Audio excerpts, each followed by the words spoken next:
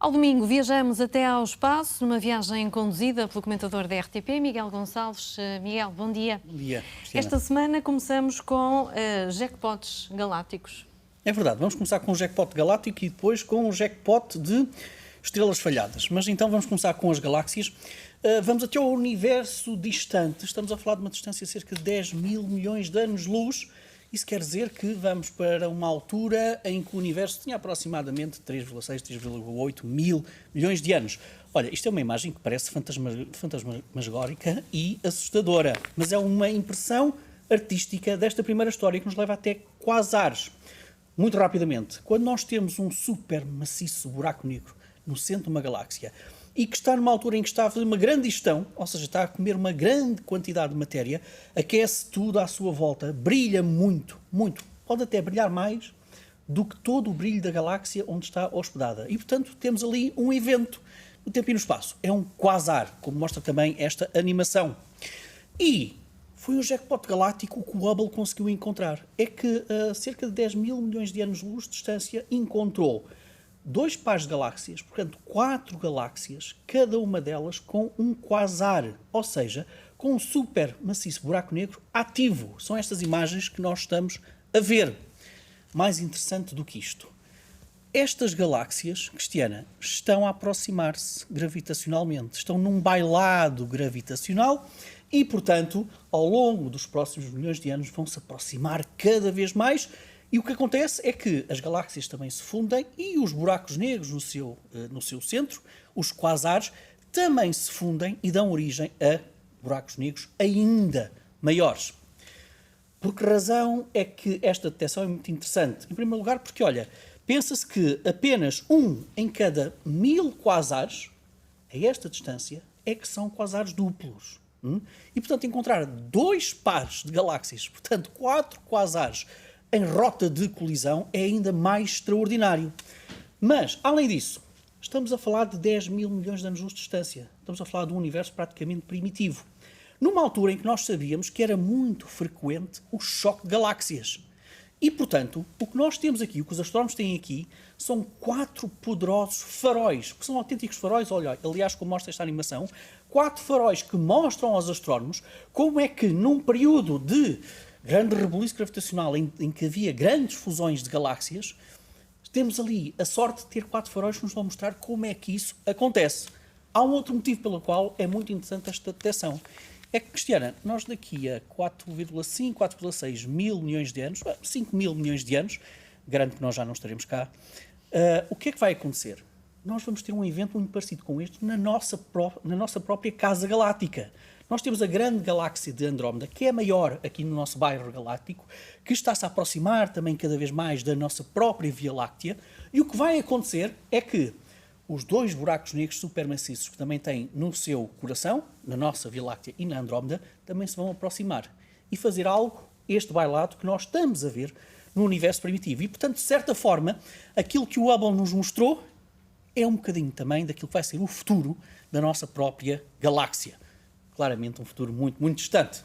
Ora, mas também há jackpots de estrelas falhadas, e isso é uma outra observação muito, muito interessante, feita pelo telescópio espacial Spitzer, que já não está em funcionamento, mas que nos leva até anãs castanhas. E olha, a imagem para explicar o que é que são anãs castanhas é mesmo esta, são estrelas falhadas. Quer dizer o quê? Quer dizer que são corpos celestiais mais maciços que os planetas, e, portanto, não são planetas em si, são mais maciços que planetas. Mas não têm massa suficiente para ter as reações termonucleares que nós temos nas estrelas. E, portanto, muitas vezes chamam-se estrelas falhadas. E esta animação mostra-nos o porquê desta observação, deste jackpot. É que foram detectadas 3 anãs castanhas que estão absolutamente doidas na sua rotação sobre o seu próprio eixo. O que é que eu quero dizer com isto? A Terra, como nós sabemos, demora aproximadamente 24 horas a girar sobre o seu próprio eixo. Olhamos para Júpiter e Saturno, demoram cerca de 10 horas a girar sobre o seu próprio eixo. O nosso Sol, em média, porque ele roda com períodos diferentes conforme a latitude, mas em média demora cerca de 25 dias a girar sobre o seu próprio eixo. Olha, estas anãs castanhas demoram apenas 1 hora a girar sobre o seu próprio eixo.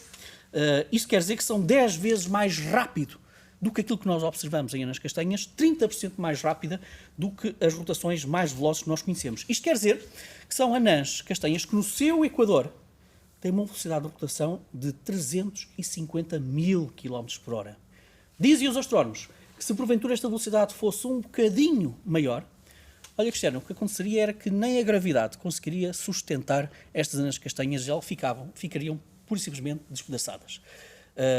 E, portanto, mais do que uma espécie de recorde do Guinness para estrelas anãs castanhas, isto ajuda-nos a perceber a física destes corpos que são altamente misteriosos e lança-nos este mistério. Como é que é possível nós termos estas anãs com uma velocidade de rotação tão elevada? E não temos propriamente uma explicação cabal para isso, mas não deixa de ser notável apresentar estes números de estrelas falhadas, absolutamente doidas na sua rotação.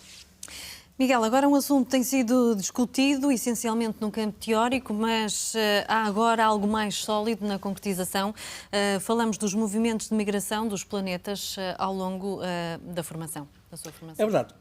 HD 209458b está a cerca de 150 anos-luz de distância, aqui perto. Está aqui no nosso bairro, mais ou menos. É um dos exoplanetas mais conhecidos por parte dos astrónomos, muitíssimo quente. E porquê é que foi notícia esta semana? Olha, porque foi detectado na sua atmosfera 6 moléculas, algumas delas baseadas no carbono, e que apontam para a primeira evidência robusta de que aquele exoplaneta, que está muito próximo da sua estrela, está a rodar, está perto, a cerca de 7 milhões de quilómetros da sua estrela. Olha, 7 milhões de quilómetros é cerca de um vigésimo da distância da Terra ao Sol. Portanto, só para termos uma ideia, está muito próximo. Mas aquelas moléculas baseadas no carbono que foram detectadas na sua atmosfera dizem que ele não nasceu ali. Não, ele nasceu muito mais distante da sua própria estrela. E porquê? Porque a concentração que foi encontrada de carbono na sua atmosfera era totalmente impossível de encontrar se ele tivesse nascido tão perto do seu próprio planeta. Dito de outra maneira, é preciso ter uma origem em regiões mais frias do seu bairro planetário, digamos assim, para ter então uma atmosfera com aquela concentração de carbono. E, portanto, o que nos dizem estes astrónomos é que, pela primeira vez, nós temos aqui a prova da chamada migração dos planetas. Ou seja, temos a indicação que os planetas, provavelmente nos seus primeiros períodos, têm um movimento de interior em direção à sua própria estrela. É engraçado agora perceber o que é que vai aqui acontecer no resto da história orbital deste exoplaneta. E porquê? Será que isto é tão surpreendente quando olhamos para a própria história do Sistema Solar?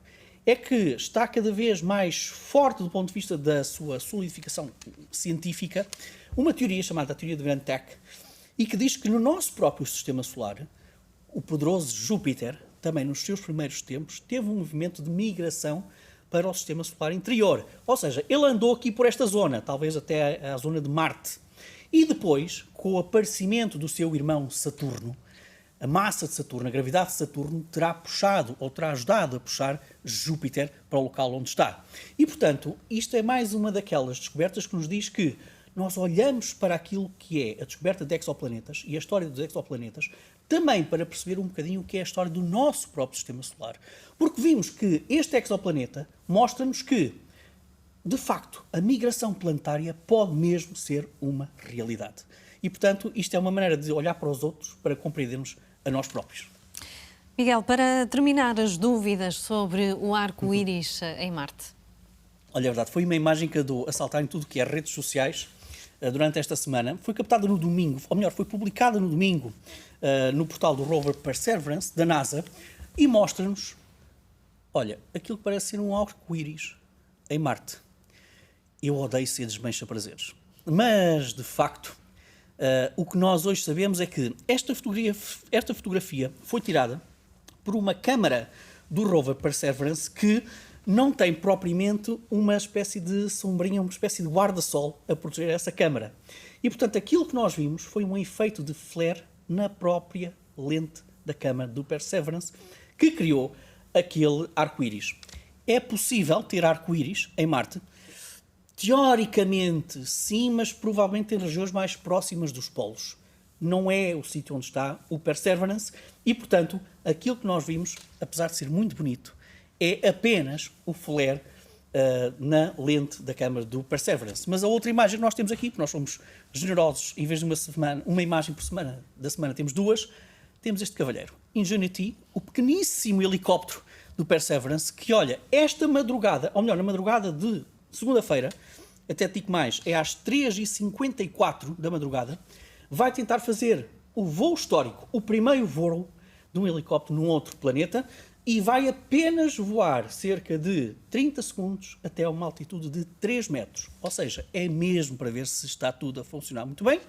Repito, às 3h54 nós vamos receber os dados deste voo, provavelmente às 9h15 da manhã de amanhã, e portanto estamos todos muito ansiosos para perceber se vamos ou não ter este momento épico, histórico, em Marte.